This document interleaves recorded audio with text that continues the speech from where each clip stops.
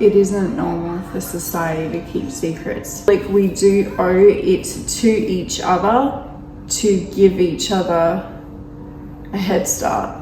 If we could all help each other, that is what I would think is going to make life easier. This ability to throw the towel in.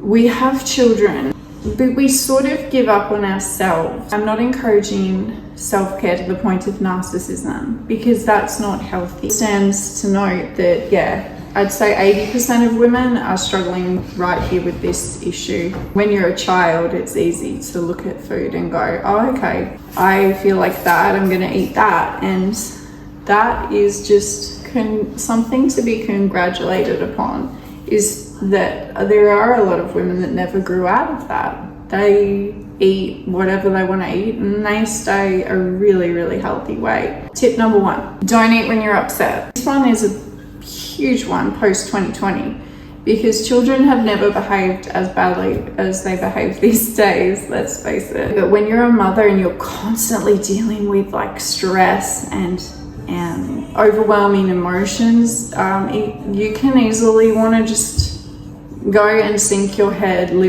quite literally into an ice cream or a chocolate candy bar, a bag of chips. It's sort of the things that people tend to go for. And that is also leading to another point. Obviously don't eat when you're upset, but number 2 is do not feel guilty when you do eat those things. Have a varied diet. Now, what I mean by varied, like keto, don't go on, vegan, eat what your body craves, but just use your common sense and have the things that you actually like to eat. No one's going to lose weight eating something that makes them miserable. It's supposed to be pleasurable. Eat healthy things. Stop buying stuff from a box. Not to the extent that you don't have food freedom. Have food freedom, eat everything in moderation. That doesn't mean you can't eat stuff in a box, it just means don't make that the priority. Tip number 3, get a scale. People are so against this. It seems like eating disorder behavior, oh my gosh, everyone's got an eating disorder. No, not everyone has an eating disorder. No, a scale has helped me immensely. I'm losing, and at what rate? The scale tells me that. I can see progress. How can you measure progress? I tell you, you cannot measure it.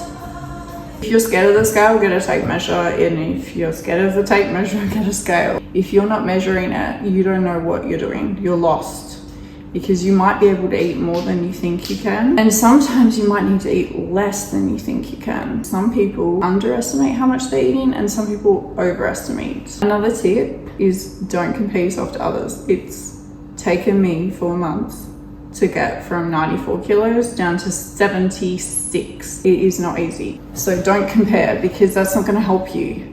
Making those comparisons when most of the people on YouTube and Instagram and Facebook are using filters, they're making it seem like they're even there when they're not even there. But that doesn't mean all of them are doing that. Some of them are legitimately extremely fit.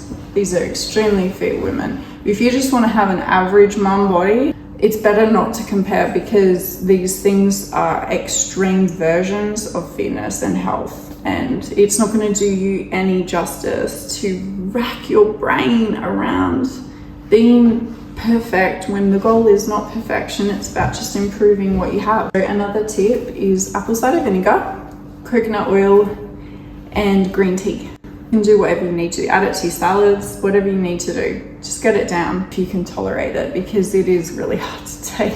Another tip is give yourself some visualization goals. Sometimes that might be an outfit.